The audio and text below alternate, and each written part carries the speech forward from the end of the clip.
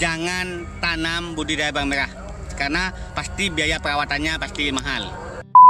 Assalamualaikum warahmatullahi wabarakatuh. Salam petani muda milenial, tetap semangat dan ingat, menjadi petani itu tidak harus punya sawah. Pada kesempatan video kali ini saya ingin menunjukkan persiapan tanam budidaya bawang merah kuartal kedua di tahun 2021.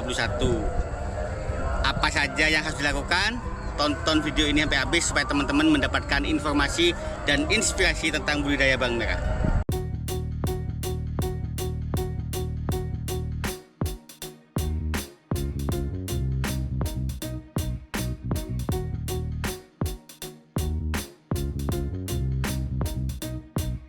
Terima kasih bagi teman-teman yang telah menonton channel Petani Muda Milenial. Pada kesempatan video kali ini saya ingin membahas persiapan atau perlakuan apa saja untuk tanam budidaya bawang merah.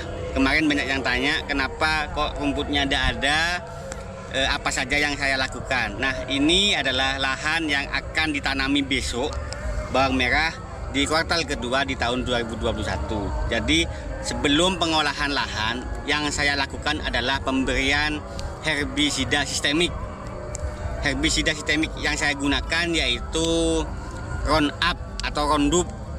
Itu aplikasinya efektif 10-14 hari baru kelihatan tanaman mati, karena sistemik itu mati sampai ke akar. Jadi sekali spray itu tidak langsung mati, tapi diserap dulu oleh tanaman sampai ke akar-akarnya, baru dia akan mati 10-14 hari.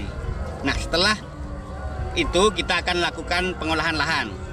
Bisa menggunakan traktor, kalau bekas lahan bawang kita menggunakan kultivator atau menggunakan trenceng. Nah, di sini setelah olah lahan, kalau masih ada rumput yang tumbuh, kita bisa menggunakan herbisida kontak. Herbisida kontak yang saya gunakan biasanya Gramoxone. Itu efektif 1 kali 24 jam atau 2 kali 24 jam itu sudah kelihatan tanaman atau rumput atau gulma tersebut kering. Nah, itu bisa dilakukan pembersihan secara manual seperti ini. Nah, setelah seminggu kita melakukan pengolahan, kita memberikan pupuk dasar atau kompos atau dolomit tergantung keinginan kita, dan itu tidak ada yang paten, sesuai dengan kebutuhan tanah. Teman-teman, jika kita ingin mengetahui kebutuhan tanah kita bisa menggunakan alat tes pH tanah. Di situ kita bisa menggunakan sebagai alat ukur kebutuhan tanah. Minimal kalau tanah pH-nya itu di bawah 4, jangan tanam budidaya bawang merah karena pasti biaya perawatannya pasti mahal.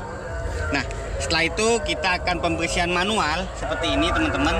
Jika ada rumput-rumput yang masih tersisa seperti ini, kita pembersihkan secara manual.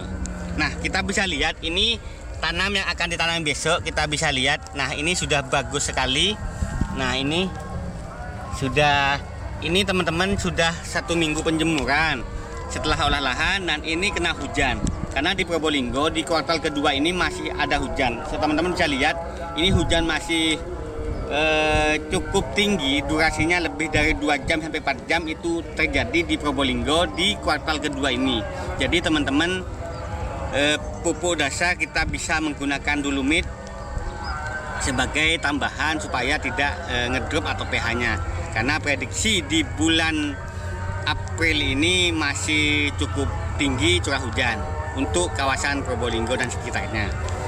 Dan untuk wilayah lain mungkin ada seperti Madura, ada angin, di Banyuwangi juga terjadi banjir di bulan April kemarin.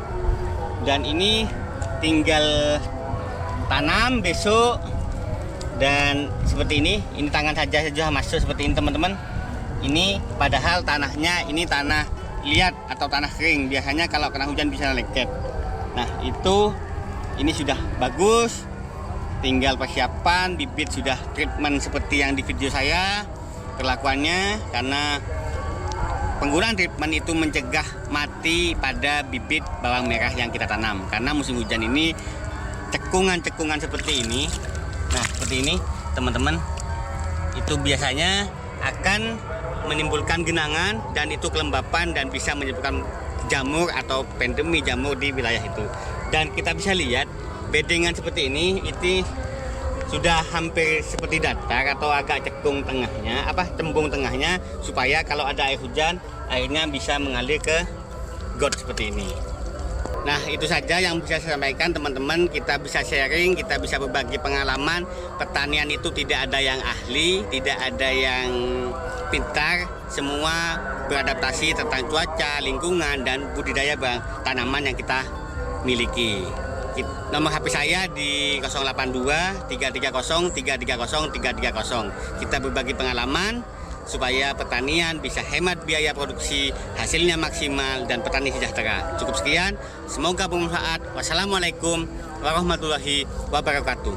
Salam petani muda milenial, tetap semangat dan ingat, menjadi petani itu tidak harus punya sawah.